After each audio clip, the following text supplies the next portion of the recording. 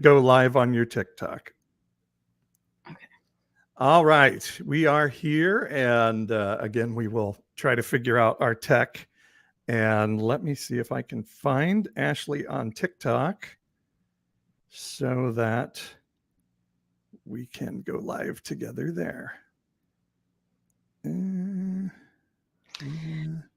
All right. Well, I am. Entertain the troops as I'm getting. I am stunned, shocked, and perplexed. I'm like, okay, y'all. We're gonna have to hang out for a few minutes here. Oh, shoot, that's me. Okay. And react. Okay. Wow.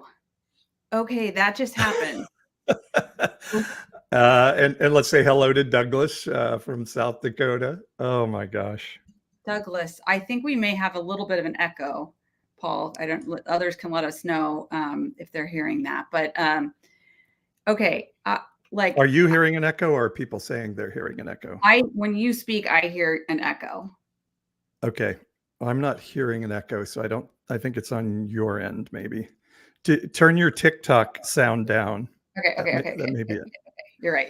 How's that? Yeah, we're gonna figure this out eventually here, aren't we? What the frick? What the fuck? The frickety frackety fruck fro.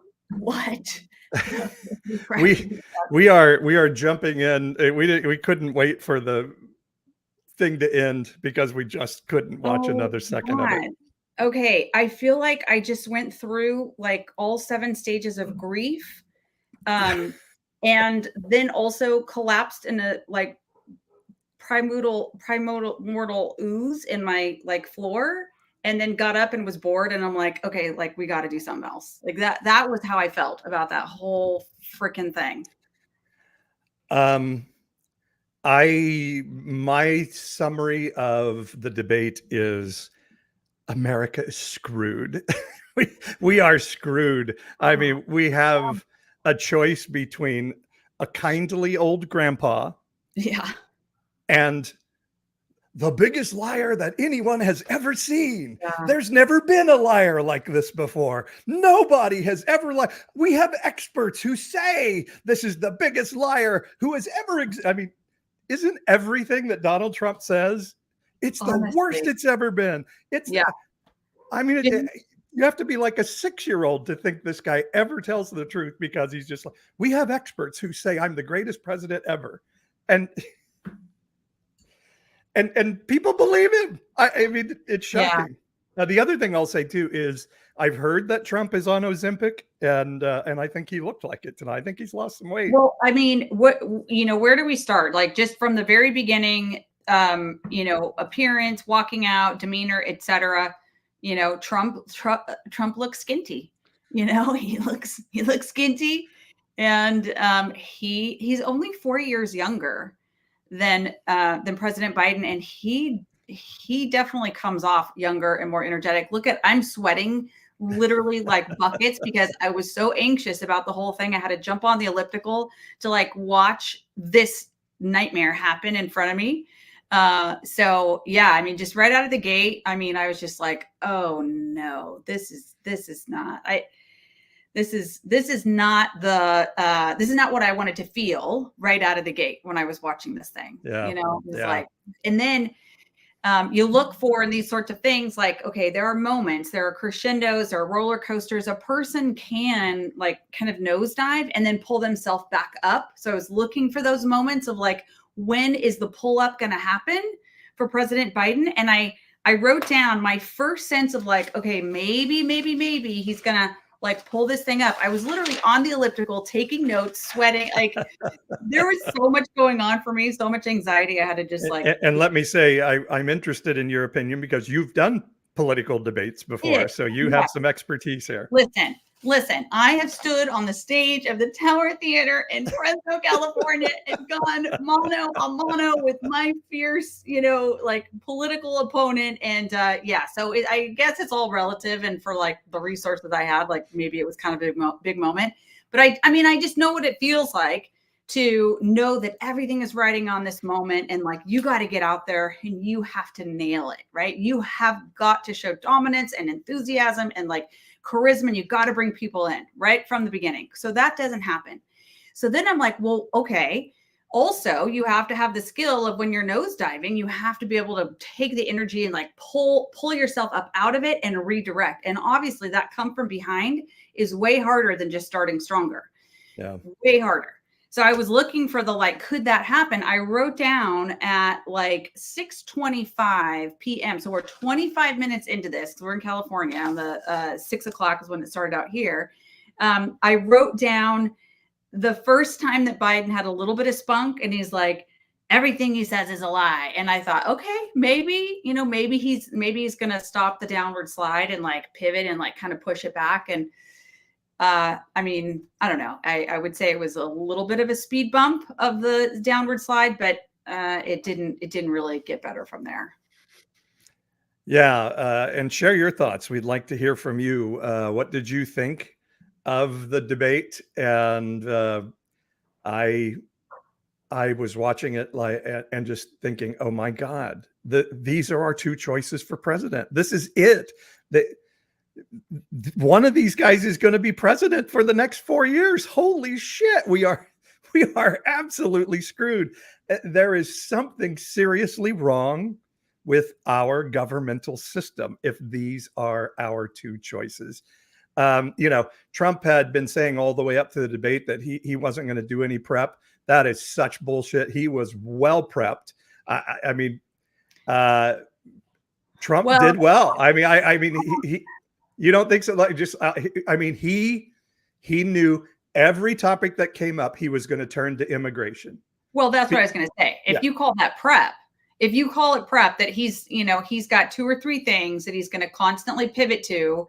And I would say, like, probably we now know that it was a design flaw in the rules of the debate, that anytime the person had the microphone, they could go back to whatever point they wanted to make, and they could jump in on a rebuttal from like 3 questions ago. They didn't have to answer the question. Like, that was a design flaw.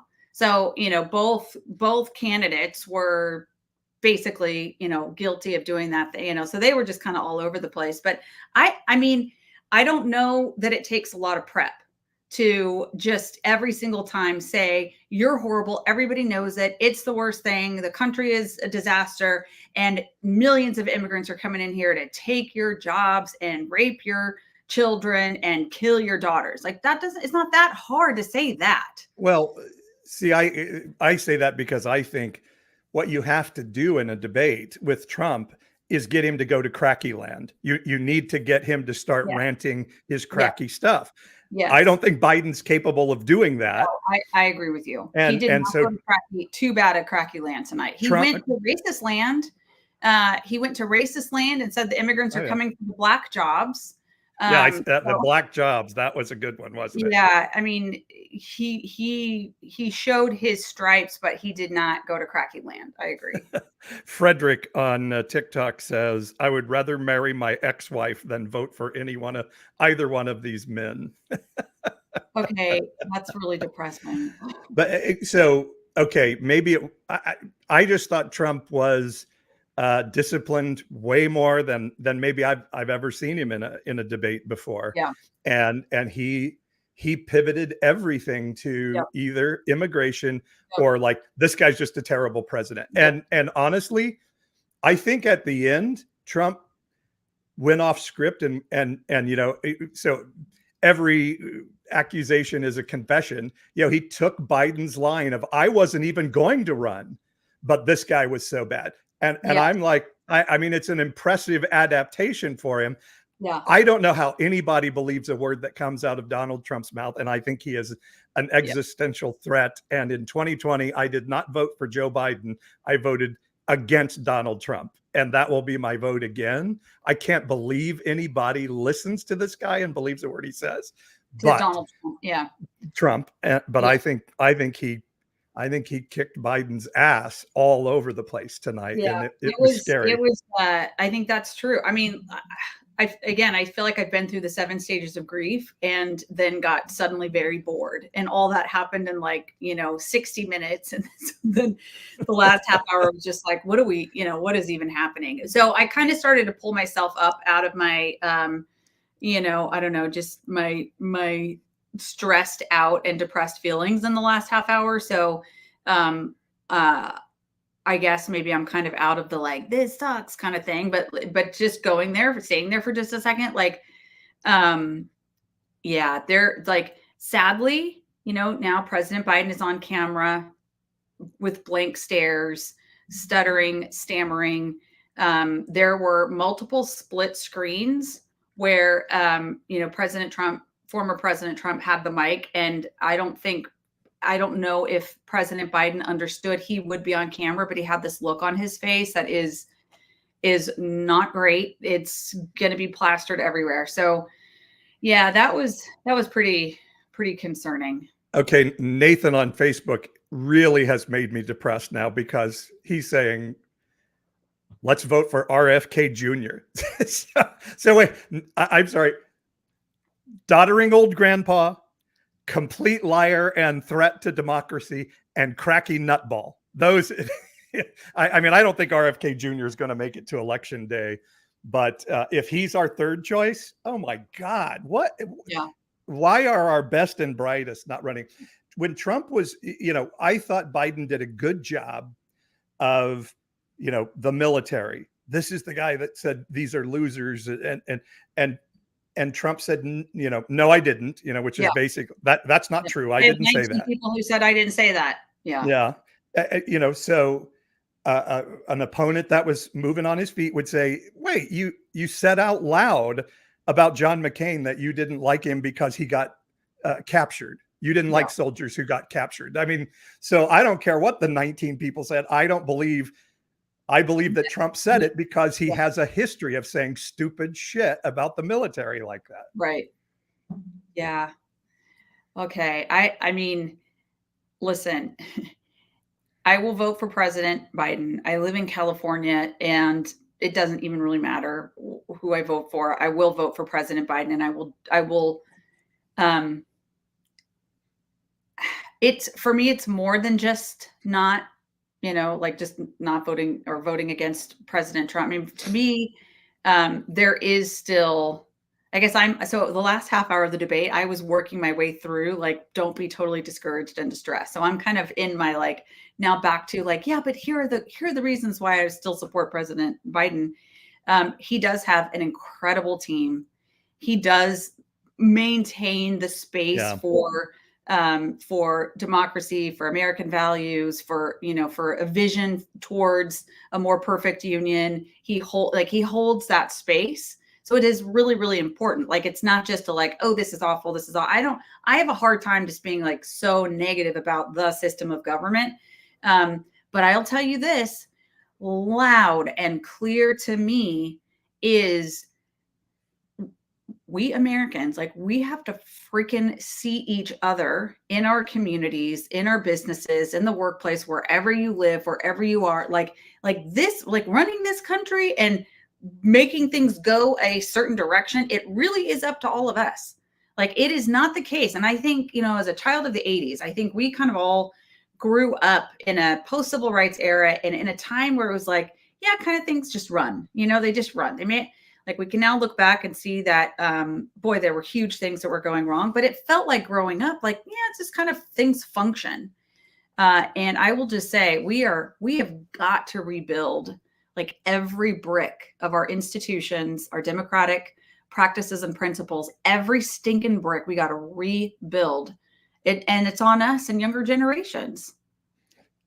Yeah. How do we do that with, with this in place? And so Dennis says, the catch is we have the MAGA plan for Trump. It's horrible for all of us. Yes, I don't think Biden brought up the 2025 plan, and one of the things that was outrageous is, Biden saying 40 of Trump's 44 administration people will not endorse Trump. I think that's a very powerful thing, and you really got to pound that.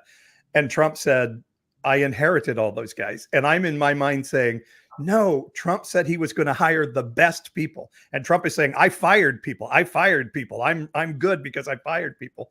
No, you said you were going to hire the best people and you fired them all and then told us they were horrible people. Yep. But again, Biden just is not capable of Let's just doing say, that. let's just say that the only thing working in our favor is that it's 2024. If this what I mean, like if this was Trump's first time running and he hadn't had the 4 years in office that he had, and we hadn't seen everything that we saw, and we don't all have this like actual experience of knowing what he's like with power and in a governing role, I mean, like it'd be game over. Like there'd be no question in my mind that Donald Trump would be the next president. But we do have that to fall back on. And I mean, it'll be interesting to see. I heard some critique of CNN that they were not having fact checking happening in real time.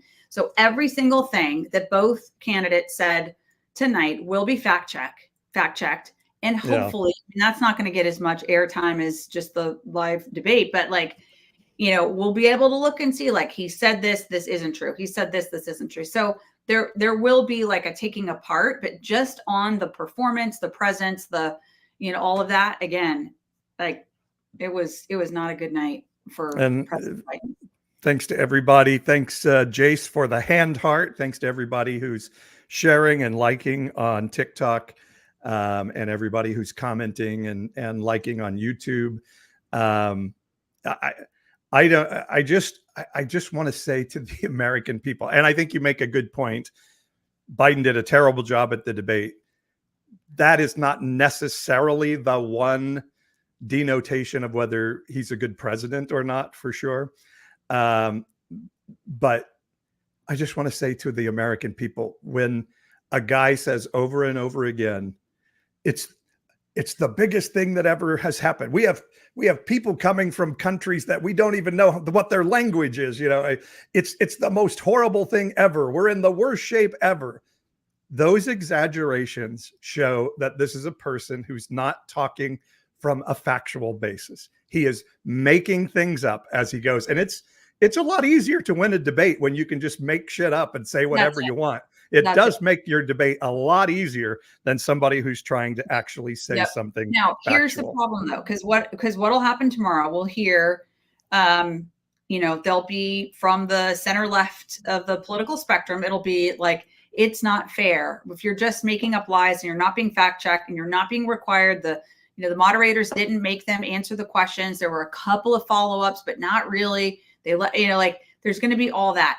The problem is if you're, I mean, obviously if you're explaining, you're losing. Like if you're on the defense about like, it didn't go well because of the following rules or the way something was handled, you lost, you know, you lost the debate. You lost the debate. That doesn't mean you should lose the election. It doesn't mean you will lose the election, but crap on a cracker. That was bad. So Anne on TikTok says we are in a horrible place in America right now. Finney's wife said it wasn't terrible. Biden stammered a medical reason, but he spoke truth. Therapy says Trump's statements reveal that he is not well emotionally. Okay. I like. Okay. And she's a therapist. She is. And you know what? God bless you. Let's say that. Like, yes, he stammered. It's a medical condition that does. Like, yes. I mean, I can pump myself up with the like, you know, Grandpa Joe. He's honest. He is a person of character. He has great discretion and discernment on who he puts around him. Like, I can be that, right? I can be super cool about that. I'm just kind of like, think we're just like trying to be a little bit of just on the surface, kind of what happened tonight. It wasn't good. It wasn't good. No, it wasn't. I mean, and then hearing, you know, Trump saying, I won all these golf tournaments, you know, I mean, of all the things, you know, the guy like owns the golf tournaments or whatever, owns the golf clubs and the places where whatever, goes out there, plays people who, I mean, that was just weird. By the end of it all, and honestly, it was kind of a, I hate that President Biden is like, I told you I'd play you in golf. It's like he gets down in that little little boy space, you Yeah, know, it's and just like, stupid. no, I'm tougher than you. No, I'm tougher than you. It just doesn't come off well, I don't think. If you were playing a drinking game and took a drink every time President Biden said the idea, you would be really wasted right now. Yeah. Really wasted. The Yeah. idea, the idea. Yeah. I mean, so as I was saying earlier, like President Biden's first, like little bit get up off the mat moment was like 25 minutes into the debate. And when he's, he kind of started to rile up just a little bit. And I thought, okay, maybe he's going to start, like redirecting and like being a more powerful presence. What he knew to do was like on 5 or 6 different times kind of have one of those moments when he was like, Yeah. huh, like that. And it was the idea or the such foolishness. Like he could get that out, Yeah. Man. Yeah. I mean, I think in some ways, he kind of won the 2020 election. I think when he told Trump to shut up in a debate last time, Yeah. I thought Yeah. and I just wanted him to, just say, I don't know what I wanted him to say. I mean, what can you say again when you're running against an opponent that doesn't care what facts are, will say whatever he needs to say, will say Democrats want to kill babies that are alive, which is everybody knows is total. Well, I say everybody knows. The minions of Trump apparently don't, but thinking human beings. No, I don't know. I don't know really how you combat that in a debate when a guy is willing to just say whatever he wants, and Yeah. his followers will not hold him responsible Yeah. for outright lying at such an outrageous level. I mean, Biden dropped his Hi, first. Carol, by the way, on YouTube. Good to see you. Not the other Carol we were talking about, but another Carol. Yeah. So President Biden dropped his first malarkey bomb at 6:32 p.m. Or Pacific time, and yeah, like again, the little like the idea, the foolishness, the malarkey, like it's just a little tiny like little water squirt gun and a raging forest fire of nonsense. That is the orange dreamsicle over there to his right. Yeah, thanks everybody for joining. I mean, we decided to seek solace in social media tonight immediately following, and if you're joining for the first time, my name's Ashley, that's Paul, Unconventional Pastor Paul, and I am the evangelical-ish guest host for the summer months. Yeah. To fill in the big shoes of April Joy. I'm married to Paul, and Paul and I like to talk politics and religion. So here we are. Yeah, that's what we do. So yeah, follow all of our pages. So Nathan says, thinking human beings vote for RFK Jr. So what are your thoughts? You're going to vote for Biden. Are you not a thinking person, Ashley, because you're not voting for RFK Jr.? I have not, I'll just be totally honest. I have not spent a lot of time evaluating RFK Jr. And, I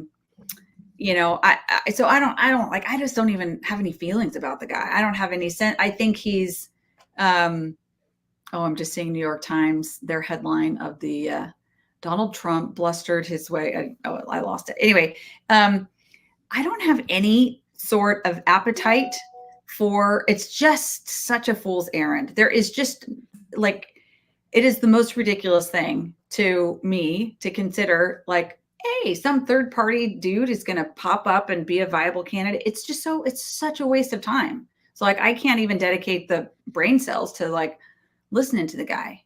Yeah. So, I mean, did he get on the California ballot? I don't know if we can even, if we even have a chance to vote for him. It is just a little teeny tiny, gnat of a sound over here. That's all it is. I mean, in 2016, Jill Stein, Jim Comey and Jill Stein gave Donald Trump the election in 2016. Right. And Jill Stein took just enough of Clinton voters away that it got Donald Trump, shockingly to Donald Trump and his people, I think, into office. And, maybe RFK has the potential to do that. What I've seen from most polls is and we have a question on TikTok. For the Canadian is asking, who is RFK? He is, so Robert Kennedy was John F. Kennedy's brother. He was his attorney general, and Robert was running for president in, was that 68, I think, and he was shot and killed here in California by a man named Sirhan, who's still in a prison just down the road from us here. And his son, Robert F. Kennedy Jr., has been a senator, I believe, and is a massive conspiracy theorist running for office, spouting unbelievable anti-vax, just really nutty conspiracy theories. And Robert F. Kennedy's entire family has come out and said, do not vote for this man. Do not vote for him. His whole family is telling people, please don't vote for this guy. Me no comprehend. And he had a worm in his brain, apparently, he says. So honestly, I need a shot of tequila. Speaking of worms, I need to like shoot a tequila worm right now.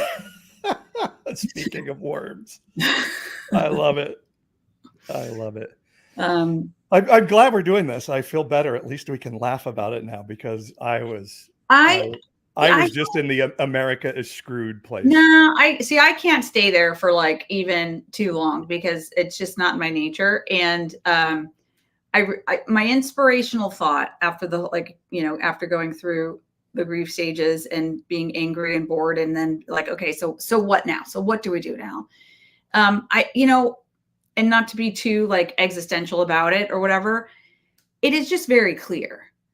Those of us who are living in this age and in this era, we have to choose democratic practices and institutions all over again. And we do have to reform them to respond to modern times and to like deal with the failings of the past. The reality is, it is up to all of us. Like, that's the thing that democracy enables. And so if you want to find some inspiration and like, oh crap, the people in charge are not that great, then you just kind of got to look around and be like, okay, it's up to us. It's our neighborhood. It's our PTA. It's our local communities. It's, it's like banding together in support of and in belief of like, we should have a society where people come together and work things out and like choose a future together. Like, I mean, these principles and values are not gone just because maybe we're not great at exercising them right now. It doesn't mean they're gone. And we just have to rekindle all that stuff. And we just gotta rebuild a whole bunch of shit. That's basically my take on it. Lisa on TikTok says, Don, what are black jobs? Yeah. And Guy on Facebook says, the worm ate RFK's common sense. Nathan says, even the worm in RFK Jr.'s brain would be better than Biden. Nathan, tell us why. What do you think RFK would do better than Biden? Richard says, I think he's talking about our conversation is cathartic right now. So yeah, keep sharing your opinion, folks. We want to hear. You know what? I just said folks. I sound as old as Joe Biden at this moment. Oh yeah, it's contagious. Aging is contagious. You know what? If we are creating a space for a small number of us who are gathered here tonight on these channels to be like, okay, it's just us. Like we can't give up. We can't lose hope. We have to stay motivated. We have to stay in it. And if you want to look at it like on the bright side, previous generations had very significant moments and seasons of time where they had to stand and fight for big things. And we haven't experienced that in my lifetime. Now I'm 52 years old.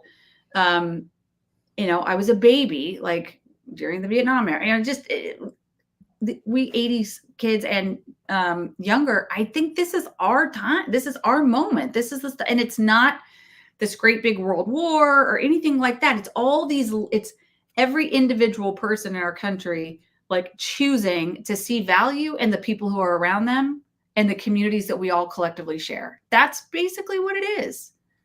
And it just comes down to millions and millions of people have to choose each other and choose these principles. Does that sound too like idealistic and like head in the clouds. What do you think, Paul? I mean, I think that's what you bring, but not. I don't think you're Pollyanna. I think you have experience in this as an elected, a former elected official, and so I think it's good that you bring that sound. And I agree. I just think we're going to have to. Sometimes it's pain that brings that out of us, Was like a to world me not war. painful enough? I mean, was the last hour and a half not painful? Oh yeah, I if Donald Trump gets think- elected, it's going to be exponentially more painful, I believe. Yeah. believe. Oh, I mean, I agree. I have a hard time thinking that he would win and that he would win majorities in Congress. I just have a hard time believing that. But I'm not in. I know it comes down to literally just a few census tracts in a few places in the country, and I'm not up to speed on exactly how that could go. But it's hard for me. Like, I think if he does win, it's another like split power kind of thing, and he basically has 4 years to stay out of prison, to avoid further prosecution, and to like do this with the baby arm thing and like the blah blah blah blah blah, and again, got like hopefully the institutions hold like they did the 4 years he was in office before, kind of. I mean, that's what I think we'd be looking at if he won again. Monica says, I've listened to a lot of the podcast, but I stopped when it turned so political. Wait, how did you stop listening if you're commenting? But anyway, so what would you say about that? I think politics are a lot of what we're dealing with now, particularly through a religion that has been co-opted by a political party. It's a really interesting question because here's the thing. I personally chose to get involved in my own community and go into nonprofit work and education work and then local government and politics because I was inspired by the sacrificial love and person of Jesus that I heard about my whole life. And I like really believe in this thing called sacrificial love, selfless love. I do think it is the force that moves all things forward. And so, I mean, my faith, my former religion is what kind of like got me to get up off the couch and do something.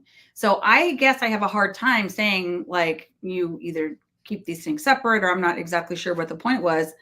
I mean, I don't know. Also, like Evangelicals, this is a site where y'all talk about politics and religion all the time. We do. Anyway, yeah. Well, it is our societal system for change in a lot of ways, and it's it's a little bit, I have people tell me all the time, well, Jesus wasn't political, which I don't think is exactly true, but they didn't have a system where they could participate in their government to change things. So it's a little bit of a different world. And I think I've heard you say before, and I don't know if you say this still, but that, sort of God loves good government. He may not like politics quite as much, if I can say God as a he in our old religious language. And so I think talking about politics is vital because Donald Trump has overtaken American Christianity and is using it to propel himself into power. Well, that's just what I was going to say. I think what is so detestable is using systems that are set up to try to support the collective, the whole community or the whole nation, using those things to benefit and advantage self. Like that's like, to me, that's corruption. That lowercase c, that is corruption. And so the antidote to that is people who are like, not on our watch. These institutions are here to serve all people. We will ensure that they work as best as they absolutely can. Warts and all, we will reform them to serve and support the ideals of people in our communities and in our country should all have a fair shot, right? Like when you take those systems and you use them to only help yourself, that's intolerable. So Yeah. you have to have people of goodwill and who believe in the collective stand up for that. A lot of people find that drive in from a faith perspective. Not everybody does. And I don't think you have to have a faith perspective in order to bring that charitable spirit or that selfless spirit into public service. But I mean, that was kind of like, for me, that's how two and two came together. Like, these systems aren't working, and they don't reflect what I perceive to be God's heart for people. So like you got to get involved and do something about it. And maybe I'm a little bit coming out of the debate tonight thinking, if we think an election is going to save us, maybe that's a little bit of a displaced thing. And I mean, I do think I'm not so certain we won't have to like sort of find a new sort of underground railroad for some of us to like not be arrested, or help women get reproductive care from places they can't get it. Louisiana just put the 10 Commandments into public schools, which is beyond belief. And now today, I think it was Oklahoma, wasn't it? Or no, Louisiana did it first 2 days ago, and Oklahoma today not only is going to put the 10 Commandments in the classroom, they're going to mandate that there be teaching done on the 10 Commandments in the classroom. And so things are going that direction. I'm sure some other states are going to follow suit on that. So, it may just be, it may get me to a point where I'm like, this national politics is a little bit lost right now. So let's start trying to figure out how to actually help human beings in the midst of all of this. I think that's well said. And essentially where I land is like, the thing about our system of government and our structures in our communities and across the country, like they can't stop you from doing really great stuff to change your own community, to help people around. There's nothing that can be done to prevent the goodwill of people from moving forward. Right. So it's like always, ultimately, we do have power as individuals in this nation. And I think maybe it's like the national malaise of like somebody out there runs stuff and I just get to like be in my own, space and do what suits my needs. Like that time might be over. This really may be a barnstorming kind of season that we're going into for rebuilding a lot of important stuff. Ooh, barnstorming. That's what I'm going to be doing in about a month. Say more. I'm going to be traveling with the 1946 The Movie Crew, this amazing documentary that explains how the word homosexual was never in the English Bible for decades and decades and decades and decades and decades and hundreds of years, until 1946, when it was mistakenly put in, and the group that put the word homosexual into the New Testament of the English Bible have admitted they made a mistake, but then it stuck in a whole bunch of other versions of the Bible. So that documentary is out. It's brilliant. And we are going to travel the southern United States coming up at the end of July, early August, and go show the movie, teach about why the Bible has wrongly been weaponized to marginalize queer people and other historically marginalized groups, and the dangers of Christian nationalism that we're facing in the country right now. I am really excited about this. The movie is unbelievable. I've watched it 3 times. It gets better every time I watch it. I hear more, I learn more. It's like, because it's a lot of information and a beautiful story. So you kind of just have to like get in there. You can go see the movie, 1946themovie.com, and you can watch it. But the cities you're going to, I mean, it's going to be so much fun. I'm kind of like envious that you get to go on this awesome road trip. But I'm happy you guys are doing it. So where, if people want to find out more about that, maybe how to support the adventure, how do they learn more? Yeah, we're looking for logistical help in the different locations. We're going to 14 different cities across the southern United States. You can GoFundMe money, and not GoFundMe money, but go to GoFundMe and and help us financially. And and if you know of groups that help support queer allied uh, groups and people who are fighting for the protection of, as some would say, our queer siblings across the country, please point them our direction. So you can go on my social media. You can go to the 1946 the movie social media. Rebecca's asking where to watch the movie. You go, as Ashley said, go to 1946themovie.com. You can, I think for a small streaming fee, you can watch it there. And yeah, just if you know anybody that can help us, or if you know somebody who can find somebody else who can help us, just point them in our direction. And we have a great team that's out there trying to figure out where we're going to go and where we're going to stay and all of those things. So it's going to be cool. Yeah, we're going across, starting in Southern California, down in Temecula, then over to Frisco, Texas, then to Houston, Texas, Baton Rouge, Pensacola, Sarasota, Florida, and then we're coming back around. I can't remember all. I think Memphis, Tennessee, Springfield, Missouri. I know that. Oklahoma City, Colorado Springs, and then back to California. So it's that the route is something like that. That is a long, long journey. It is. Having driven our daughter cross country in 5 days last August, I will tell you, that is a lot of miles you're going to cover. Fortunately, we're not going to try to do it in 5 days. That's yeah. That's right.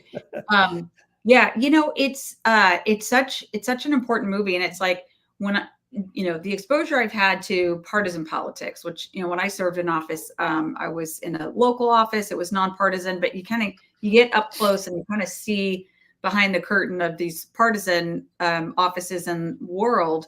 And it's like, constituents who might have supported me for mayor because they thought I was like good with handling the city's budget. They were center right. And, so they'll come talk to you about all this stuff. And you're like, yeah, I don't really do anything about abortion or this or that. But you get this input on like why people land where they do on the political spectrum.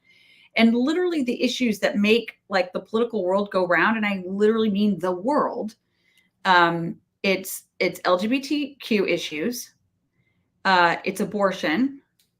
It is, it's racial history and racial divides, and oil, like oil production. But like that's like, if you look at any conflict, certainly like in our Western culture, that those are the dividing lines.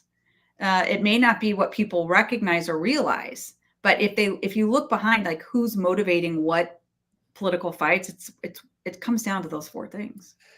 Yeah, and in our world of evangelicalism, it was even simpler sometimes. Like abortion is all that matters. You vote anti-abortion extremist all the time. And also single issue vote. Also gay issues too. I mean, it's Right. they mean that people. Our dog is really going at it right now, isn't he? Oh. So, and when you say gay issues, you mean the demonization of queer people and now trans people are the chosen ones by the chosen one to demonize today, to try to motivate Christians to vote, and they are motivated by that because many believe the Bible tells them so. And so what the 1946 the movie crew is doing and what we're trying to do is say, no, it's not biblical to demonize and marginalize queer people or people of color or anybody else. That is an anti-Christ teaching. And no, love the sinner, hate the sin, first off, is not in the Bible, and it's not. You're still marginalizing people and telling them they're less human than you are, and that's not what Jesus did. So if you're just popping on and kind of wondering what the heck these two folks are doing here, my name's Ashley. My husband Paul is split screening with me tonight. He is unconventional Pastor Paul, and I am an and you're upstairs and I'm downstairs. Yes, and that's why you can hear the dog barking on both of our screens tonight. We thought it would be a good idea to spend some time decompressing after the debate and wondering, how things landed for you. And if this, how you're looking forward, like not just what just happened, what was that mess, the sort of roadkill carnage that we just saw on the side of the road and we couldn't take our eyes off of, but like, where do we go from here? Where are you finding that inspiration to be like, and tomorrow I will think these things, I will work towards this vision. Like, what is that for you? Yeah. Yeah. If you're Biden's team tonight, like they had asked for 3 debates, are you now like, holy bleep, You how do know, we get out of these other 2 it's a debates? great question because what could happen, it's kind of like when our son, was playing little league and he had a big game and he was at the plate, and the first pitch came right down the middle of the plate and he didn't swing at it. And what would we cheer from the side? Okay, now you've seen it. Now you've seen it. It actually could be that that Biden having a bad performance right out of the gate and this early in the election cycle isn't awful. He's got to feel now. It's kind of, you got to refresh. You have to reacquaint yourself with what it's like to be directly next to your opponent. There's so much energy and venom and stuff going through your head. Millions of people around you. Biden's huge team, Trump's huge team. They're shit talking each other all the time. And now you're like face to face, right next to, and you have to reacquaint yourself with that feeling. So maybe it'll be like, hey, now you've seen it.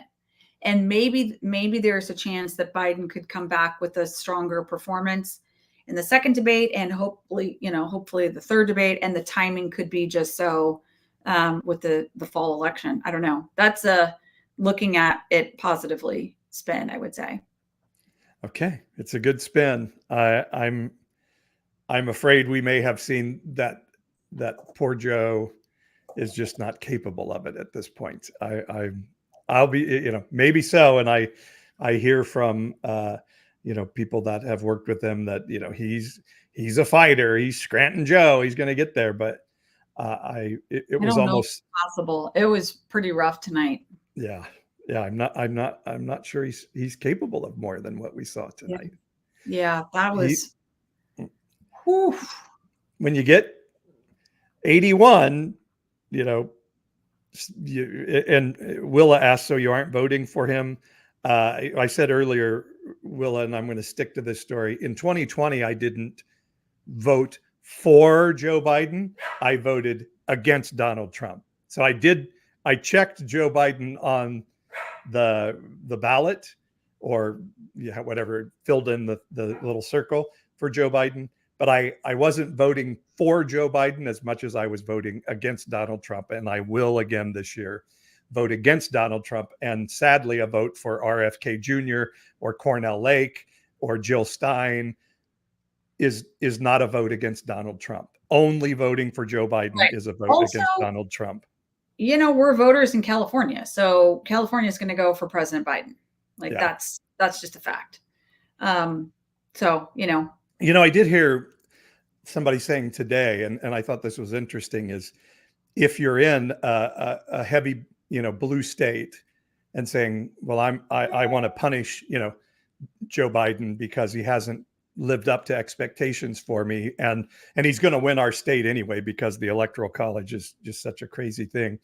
But he was saying, no, don't do that, because if President Biden wins, former President Trump is going to, say it was rigged and all this stuff. And so we need we need Biden to win the popular vote by as many votes as possible. Okay.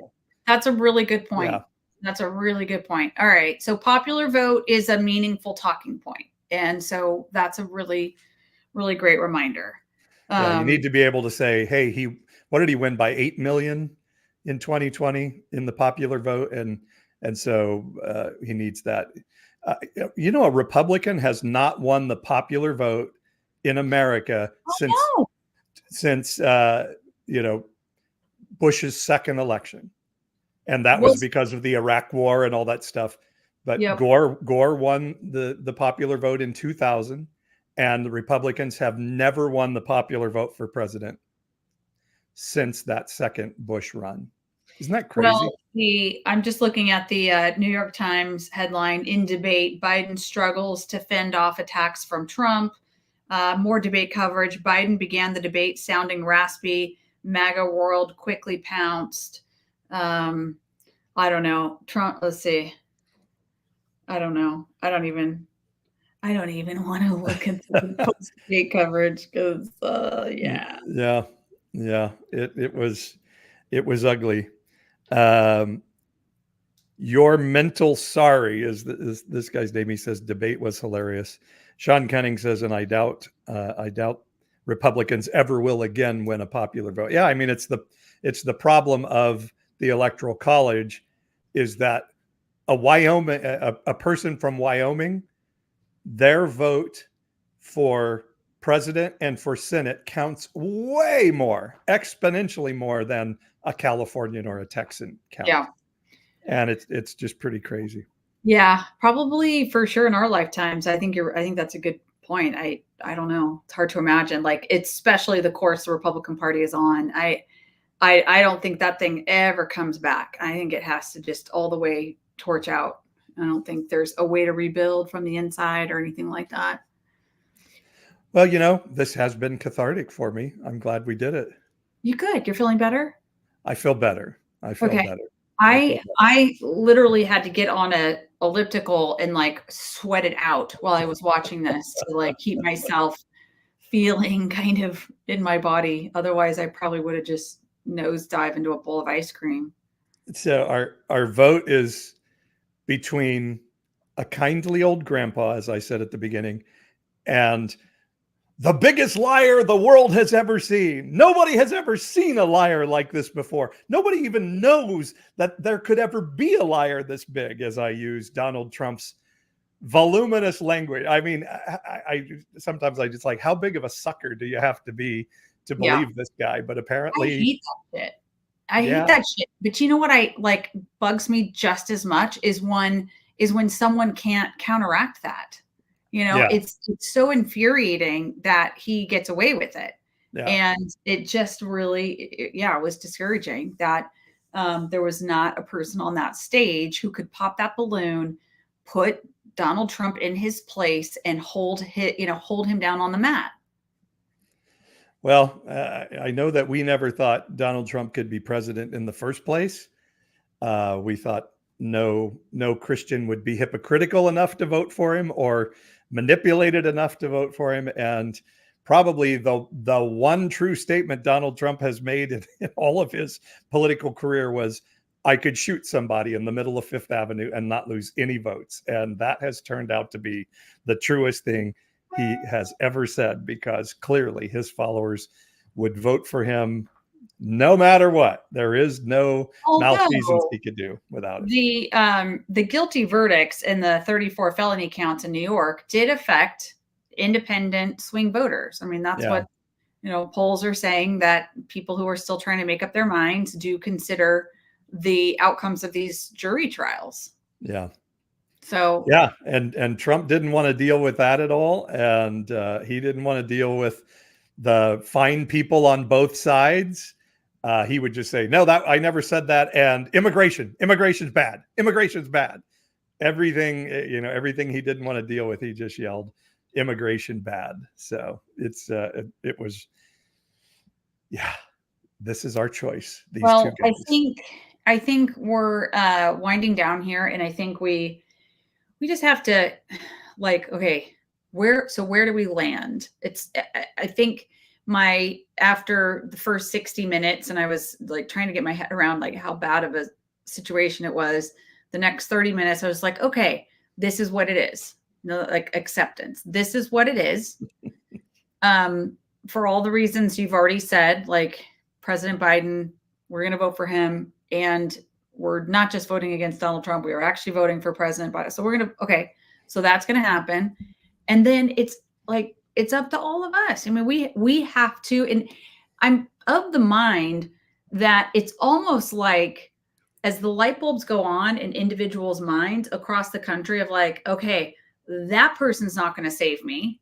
So I have a responsibility to see the people around me, to show up in some kind of small way, to value the little baby democracy institutions we have all around us all the time, whether it's your school board or your PTA or your neighborhood, or like having that sort of feeling of like, but I can do something in my own space to show that I have a value for other people. In my personal case, that's because of the way I was raised. Like my faith tradition taught me that. So if we are professing Christ, we're professing religion and love in any way, we should be showing up going like, you know what? We're here to be connected to other people and to help make our places better. If that's happening person after person across our country, it actually does rebuild the country, kind of regardless of what's going on in the upper echelons. Yeah. And your mental sorry says, how can you vote for someone who can barely finish a sentence? LMAO, what a joke. And again, we'll say it again. That's how bad I think Donald Trump is, that I would vote for Joe Biden. That's how awful the administration he will put together will be. If Trump wasn't an existential threat to the country and to the world, and certainly to Christianity, I might not, but I have to vote against Donald Trump. He is a horrible person. He is not smart. He is everything that I think the founding fathers just never believed could ever be into office of president of the United States. That's why they didn't put a lot of guardrails on it. And yes, Biden looked horrible tonight. And the fact that I would still vote for him shows just how horrible and rotten a human being and how dangerous I think Donald Trump is to the world. Yeah, I feel like a very dry sponge right now. Like, yeah, we're going to have to reboot, recalibrate, and suck it up. Get up. You want to answer this one before we go? And Willa says, "Are you two still Christians?" Okay, so I guess I'm not ready to say that I'm not Christian, but I definitely don't feel connected to the evangelical version of Christianity that I grew up with. I think I'm feeling connected nowadays to maybe a more contemplative kind of practice. I'll say this. I have never, well, hold on. Now there's some kind of verification thing happening on TikTok. Okay. Did you see that? No, it didn't happen on my end, but that does happen every once in a while. They check to make sure you're still on and not just leaving it running live and doing nothing. I feel like all of the sort of good, I would say, exposure to this concept of perfect love that was talked about as being the person of Jesus and my upbringing, like that, like I hold that in my heart. And I think I also just kind of lift it up as like, and there's just a bunch of stuff I don't know or understand. But I do have a deep, like rooted faith in there's something bigger than all of us that is that version of perfect love that I think Jesus depicted in his life as best I know. And I have a lot of room for faith in my life, but I don't like want to go back to a evangelical church, and frankly, I'm not going to any church, but I feel more connected spiritually than I have ever felt. So that's kind of. I am definitely not Christian as what that word has come to mean in America today. But I don't believe if the term Christian means one striving to look like Christ, then American Christianity is not a Christian religion. It's more, I call it a Falwellian religion, not a Christian religion. But Willa says, it's really simple. She says, basically, if you affirm the Nicene Creed, you're a Christian. If you can't, you aren't. And I would say to that, Willa, James, the brother of Jesus, who was the main pastor of Jerusalem after Jesus left the earth, he didn't believe the Nicene Creed. The Nicene Creed is a human-created statement that doesn't necessarily line up with every viewpoint there is of Jesus and Christianity. And these type of simple explanations, you have to do this to be Christian, you have to do this to be Christian, is, I think, that American societal thing of like, give me an easy answer so that I can know what's black and white. Give me a binary answer. And the truth is, I think, I just made a video on YouTube today that people can go see. And I asked the question, if a woman today dressed up as a prostitute to fool her father-in-law into knocking her up, would that be sinful? And I think every American Christian would say, oh yeah, that's sin. That's horrible. Well, the Bible doesn't say so. The Bible says Tamar, who did that, was righteous for doing that. And her offspring from that fornication was in the lineage of Jesus. And so I just think maybe the Bible is a little more nuanced and complex than the religion of American Christianity has made. And those sort of cut and dried presentation of Jesus and American Christianity that we grew up with. Jesus certainly never said you have to believe the Nicene Creed to be my follower. It's such a tough thing because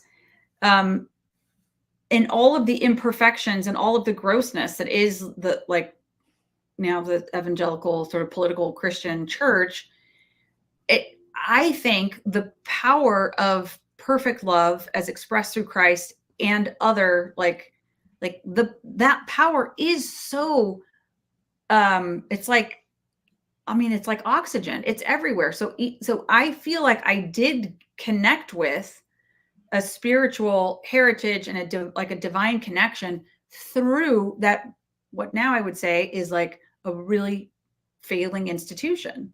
But there was still that love there that I learned about.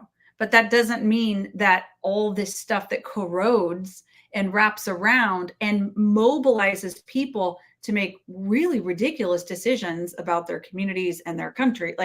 I spend a lot of time with people who are like, yeah, but there's good stuff in the church too. You can separate these out, and this powerful, perfect love actually exists way beyond the church. Mm-hmm. It's not the church that makes it that love is there and true and real, regardless of what's going on in the church. So I don't know. It's kind of a weird, I believe I can connect to the teachings of Jesus way better now than I could in the walls of a Christian church every Sunday. That's it. We could talk about that for hours. But, and we will in the upcoming weeks of Evangelicalish.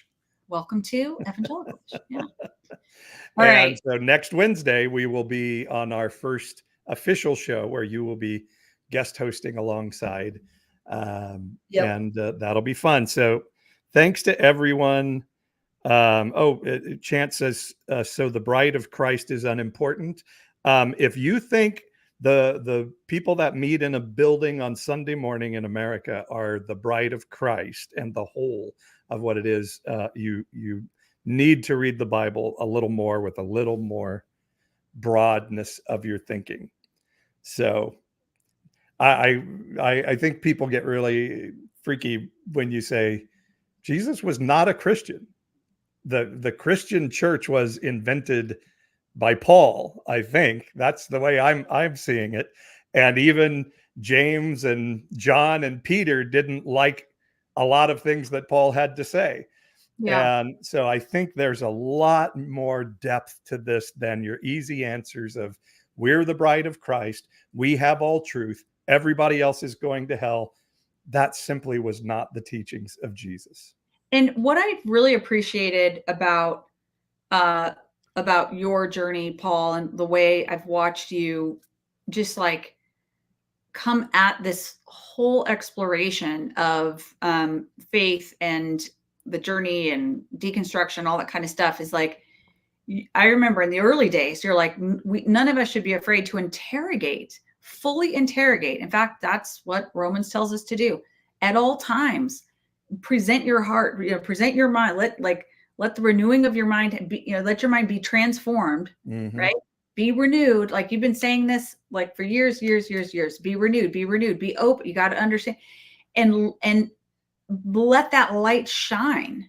And so as you started, kind of down your deconstruction path, and, I was watching, frankly, in horror at times, at all times, you're just like, look, let's just find out what is true. Like as best as we can find out what is true. And no one should ever be afraid of that.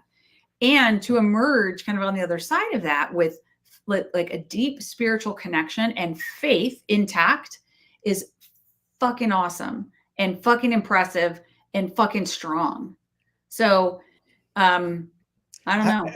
I struggle to understand how people who say, yes, we have all truth and we worship the omnipotent, omniscient creator of the universe are always so thin-skinned about their beliefs. If you have all truth and are following the most powerful, ever present, why are you so touchy about your beliefs? And I think it's because it's a man-created religion rather than what Jesus put out there. And I see Chance, and I respect that you say you have a degree in theology, but you know who else had a degree in theology? Saul of Tarsus.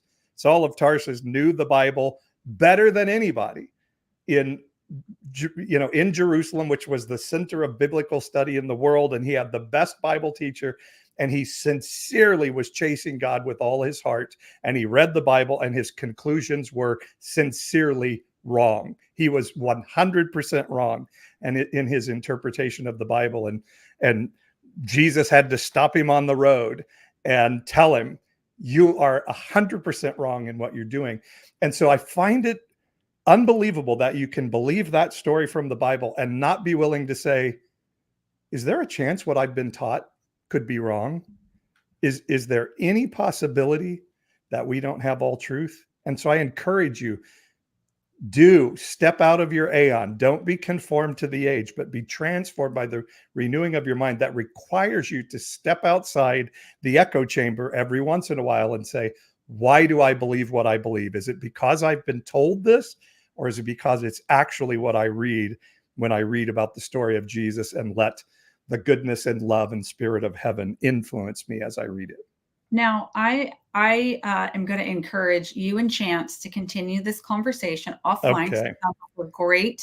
A great thread, and I can't see Chance's comments, but I appreciate that Chance is choosing to engage. That's awesome. I'm getting so hangry right now. Well, and sadly, Chance has gone to the I'll pray for you, and is now using gay clobber passages to prove that he's a holder of all truth. Okay. And all right. that's sadly, that's what American Christianity takes us to far too often. So rethink, get out of the echo chamber every once in a while and see what happens there, Chance. Yeah. And just like shine the light, shine the light. That's you don't need to be afraid of chasing truth. Yeah. All right. Thank you all for helping us. And hi, Mike Wells. Good to see you too. Carol, Hannah, Guy, all you guys. Thanks for hanging out with us tonight. Rebecca, our Canadian friends were in force out tonight. Thank you. And we will see you guys Wednesday for the next episode of Evangelical-ish. Oh, are you done? Do you have nothing else to say? I'm done. I'm just trying to figure out how to wrap it up. All right. I will take us off.